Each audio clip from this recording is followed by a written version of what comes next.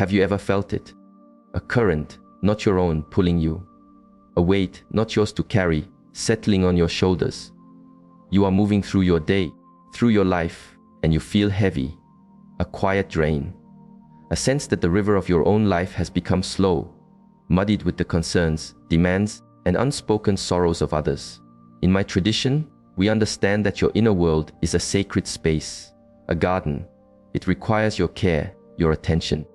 Yet, we are often taught to leave the gates wide open, to let anyone walk through, to let them plant their weeds, to let them take our harvest.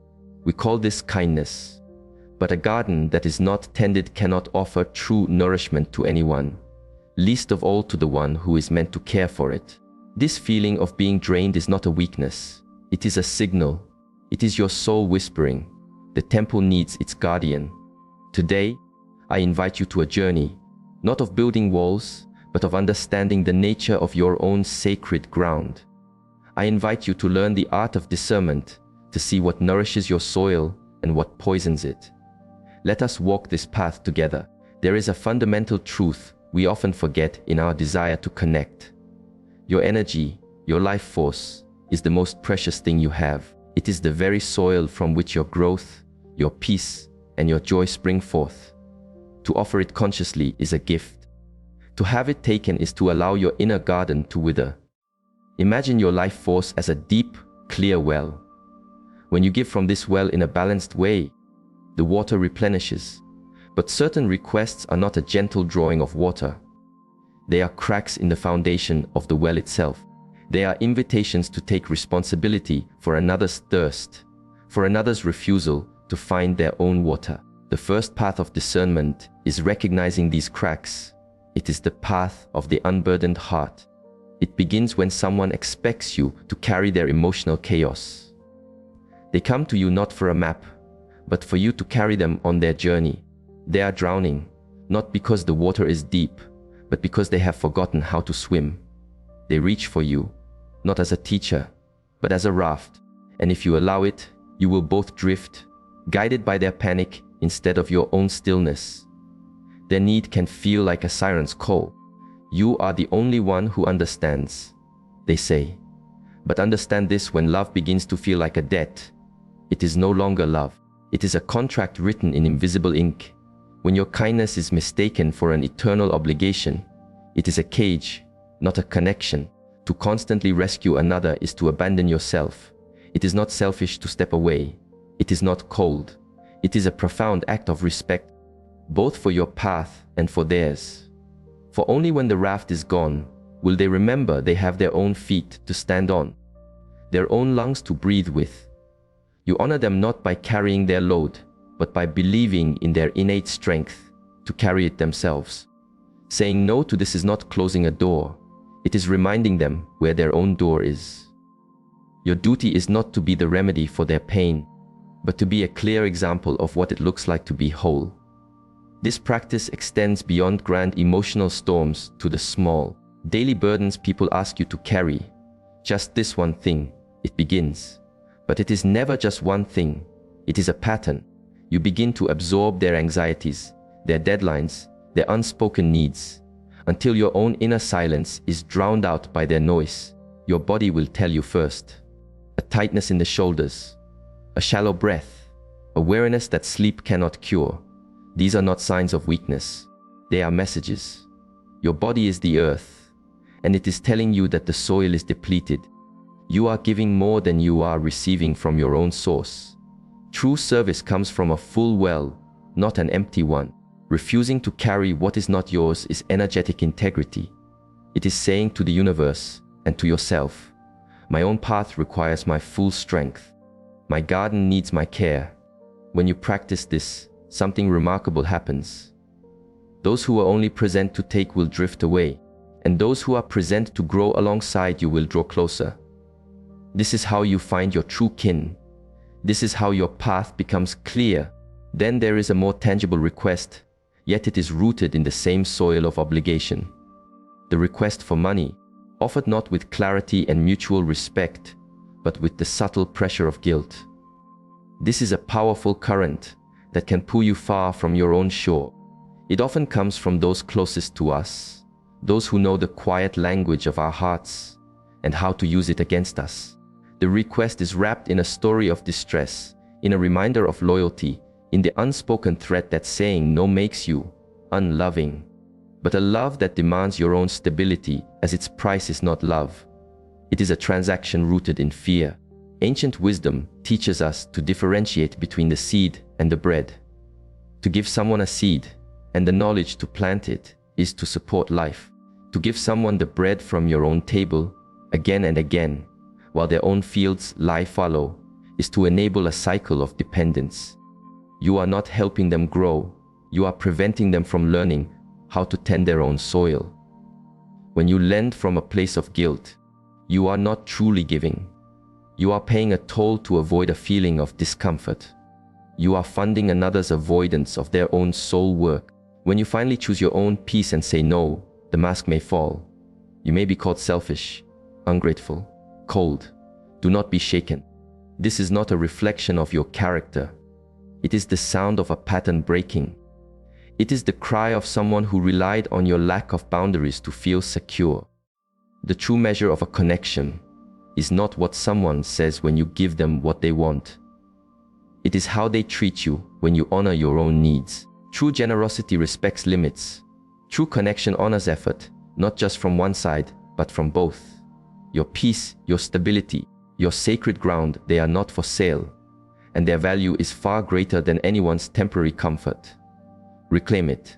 Say no, not with anger, but with quiet, unshakable clarity. You are not a savior. You are a sovereign being. You can offer a lamp to light their way, but you cannot walk the path for them. From the weight of others, we turn to the wars of others. There is no storm as draining as a conflict you did not create.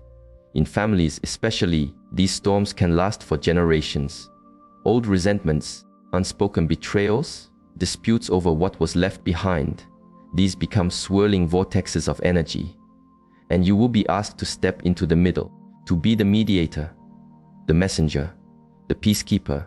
They will call it a plea for help. You're the only one they'll listen to. They will say, but listen with your soul, not just your ears. What they are truly asking is for you to absorb their chaos. They are asking you to take the lightning that was meant for them. Imagine yourself as a mountain. Storms rage at its base.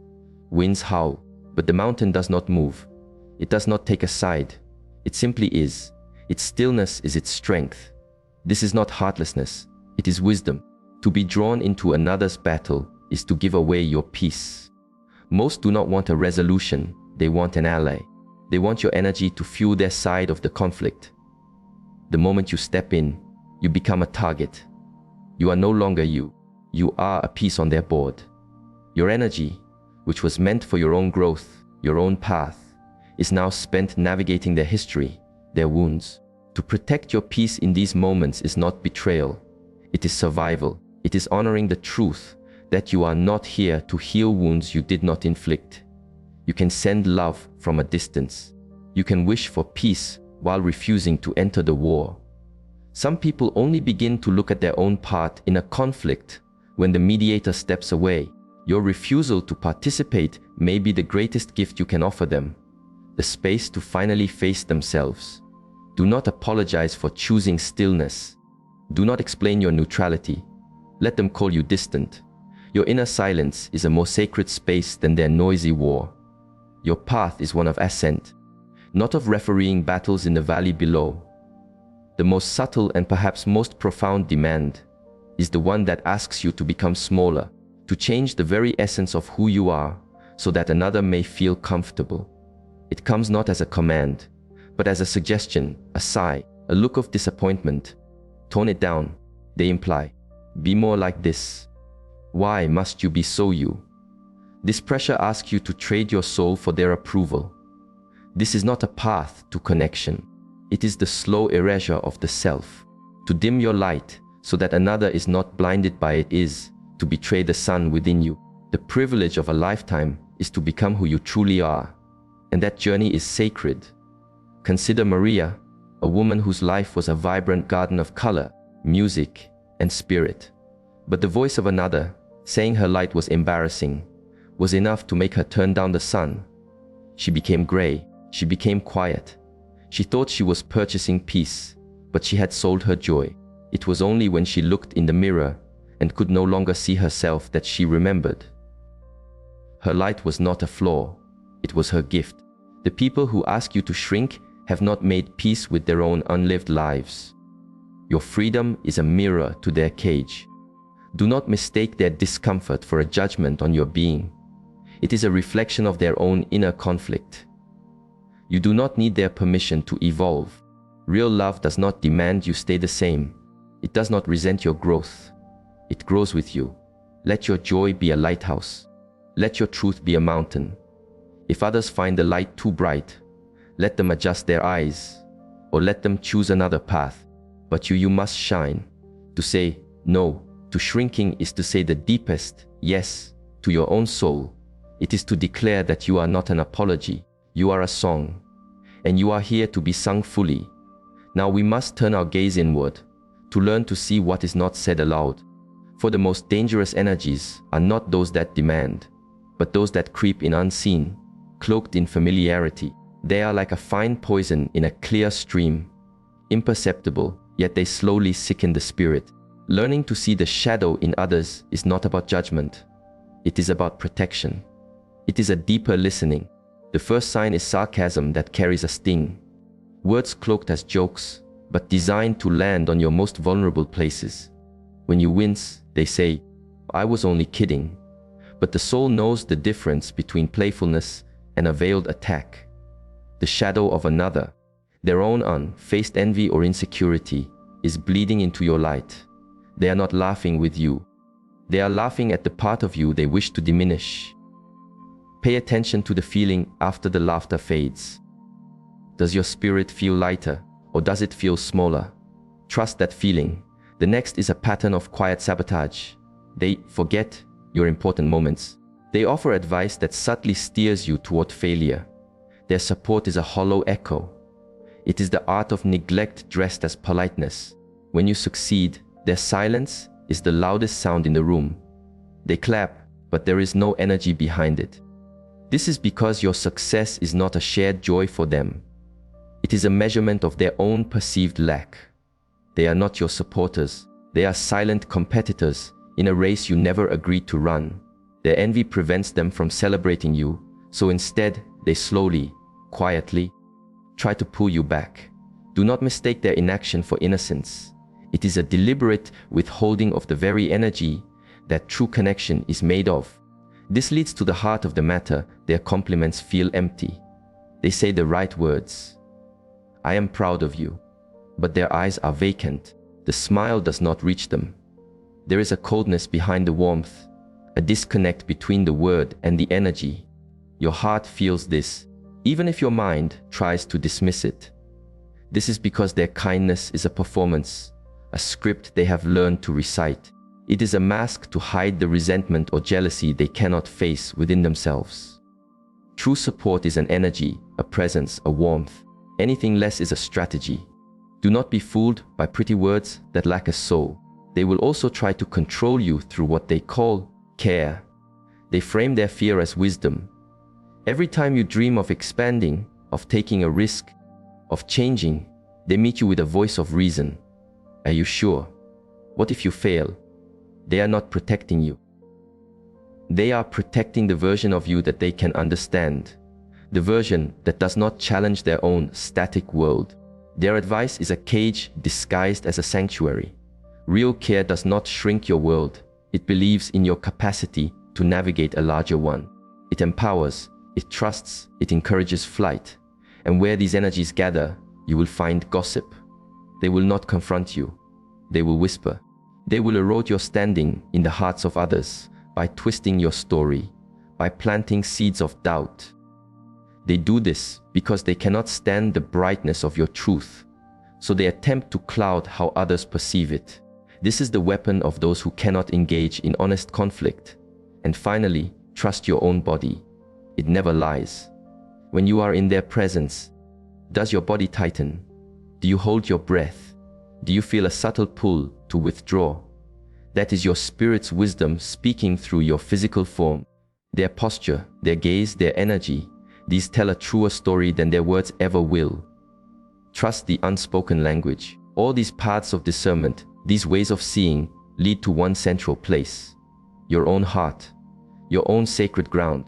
The purpose is not to build a fortress around you and live in isolation. The purpose is to become a wise gardener, one who knows which seeds to water and which weeds to pull, one who knows that a healthy garden has clear boundaries. These teachings are not a map to label others as good or bad. They are a compass to help you find your own true north. The mountain, the river, the sun, they do not judge the world around them. They simply hold to their own nature. That is the invitation. This is not a journey against people. It is a journey for your soul. It is about choosing freedom. The freedom to walk your path with a light step, unburdened by what was never yours. The freedom to be a clear channel of your own unique spirit.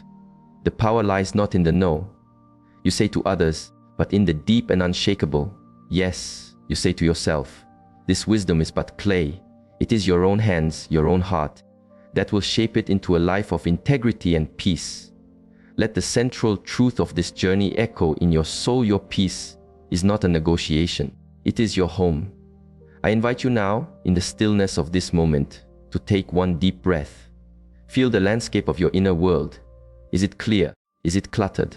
No judgment, just gentle awareness. And from this place, make a quiet promise to be its faithful guardian. May you walk your path in clarity. May your heart be still. And may your spirit always, always be free.